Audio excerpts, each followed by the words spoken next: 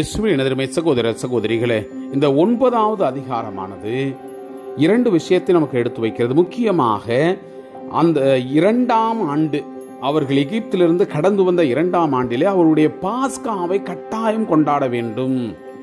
அவர்கள் எந்த மாதம் கொண்டாடணும், எப்படி கொண்டாடணும் என்பதை விவரமாக இந்த அதிகாரமானது எடுத்து வைக்கிறது. அதாவது 2 விஷயத்தை அவங்க கேட்குறாங்க. சப்போஸ் ஒரு குடும்பத்தில் யாராவது இறந்து விட்டால், அந்த பிணத்தினால் தீட்டுப்பட்டிருந்தால், 2வது நெடும் பயணம் மேற்கொண்டிருக்கின்ற இவர்கள் இருவருமே, அப்போ அவர்கள் பாஸ்கா கொண்டாடக்கூடாதா, அவர்கள் பாஸ்காவிலிருந்து விலகி வைக்க வேண்டுமா என்று மோசேயிடம் அவர்கள் வாதாடும் பொழுது, ஆண்டவரிடம் நான் பேசி சொல்லுகிறேன் என்று சொல்லி பொறுமையாக இருக்க செய்தார். ஆண்டவரிடம் பேசி மறுபடியும் சொல்லுகிறார், கடவுள் வழியாக உங்களுக்கு நான் சொல்லுகிறேன், நீங்களும் பாஸ்கா கொண்டாடணும். கொண்டாடின முறைகளும் இப்படி இருக்கணும். அதாவது நீங்கள் கொண்டாடும் பொழுது புளிப்பட்ட அப்பத்தையும் கீரைகளையும் உண்டு நீங்கள் பாஸ்கா கொண்டாடுங்க. மற்றவர்கள், இந்த தீட்டுப்படாதவர்கள் கட்டாயம் பாஸ்கா கொண்டாடணும். அப்படி யாராச்சும் கொண்டாடலனா அவன் விலக்கி வைக்கப்பட வேண்டும், இவன் பாவம் செய்தவனாக இருப்பான் என்பதையும் விவரிக்கிறது. 2வது நெருப்பு மேகம், அதாவது ஆண்டவருடைய அந்த பிரசன்னத்தை வெளிப்படுத்தக்கூடிய அந்த மேகமானது அவர்கள் மேல் எப்பொழுதெல்லாம் கூடியிருந்ததோ, மேலிருந்ததோ, அப்பொழுதெல்லாம் அவர்கள் பாளையத்திலே இருந்தார்கள், புறப்படவில்லை.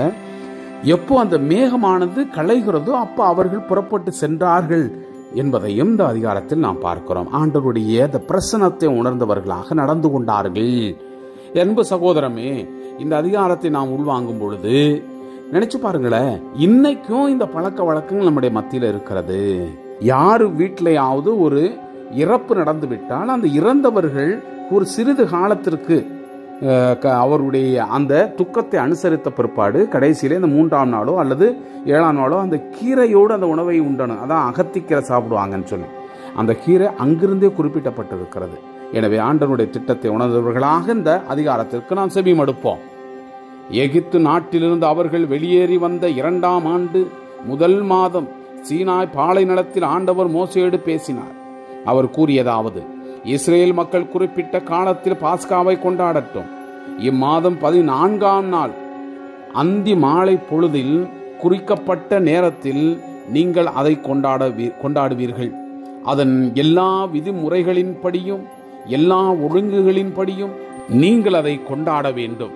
அவ்வாறே பாஸ்காவை கொண்டாடும்படி மோசே இஸ்ரேல் மக்களிடம் கூறினார்.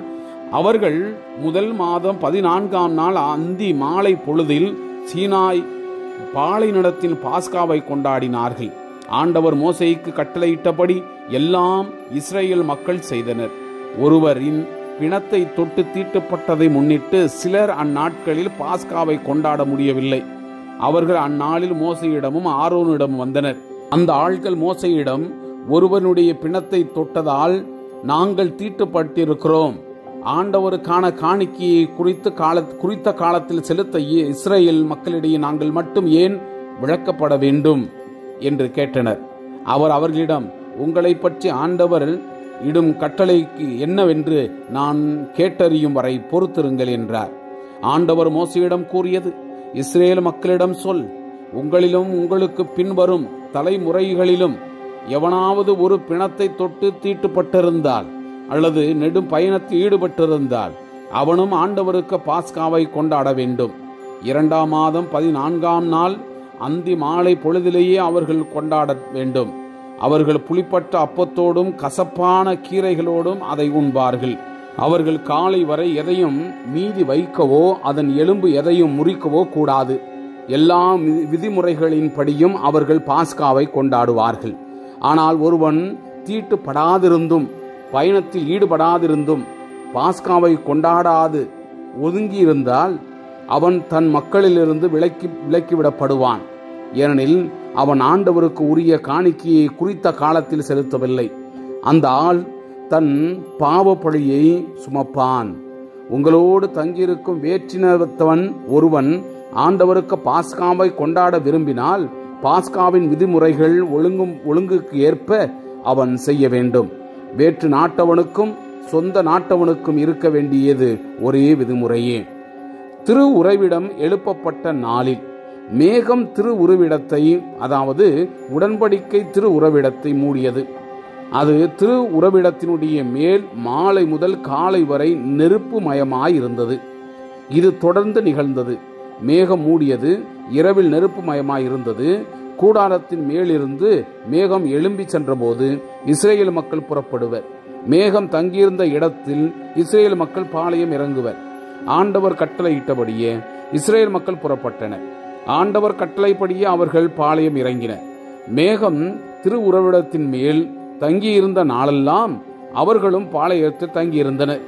மேகம் திரு உறவிடத்தின் மேல் பல நாட்கள் தொடர்ந்து இருந்தபோது கூட இஸ்ரேல் மக்கள் ஆண்டவர் வார்த்தையை கடைபிடித்தனர். அவர்கள் புறப்படவில்லை. சில வேளைகளில் மேகம் திரு உறவிடத்தின் மேல் சில நாட்களே இருந்தது. ஆண்டவர் கட்டளையிட்டபடி அவர்கள் பாளையத்தில் தங்கியிருந்தனர். பின் ஆண்டவர் கட்டளையின்படி அவர்கள் புறப்பட்டனர். சில நேரங்களில் மேகம் மாலை முதல் காலை வரை தங்கியிருந்தது. காலையில் மேகம் எழும்பி சென்றதும் அவர்கள் புறப்பட்டனர். பகலிலோ இரவிலோ மேகம் எழும்பி சென்றதும் அவர்கள் புறப்பட்டனர். 2 நாட்கள் மட்டுமோ, 1 மாதம் அல்லது அதற்கு மேற்பட்ட நாட்களோ மேகம் திரு உறவிடத்தின் மேல் தொடர்ந்து தங்கியிருந்தால் இஸ்ரேல் மக்களும் பாளையத்திலேயே தங்கியிருந்தனர். அவர்கள் புறப்படவில்லை. ஆண்டவர் கட்டளைப்படியே அவர்கள் பாளையம் இறங்கி ஆண்டவர் கட்டளைப்படியே அவர்கள் புறப்பட்டு சென்றனர்.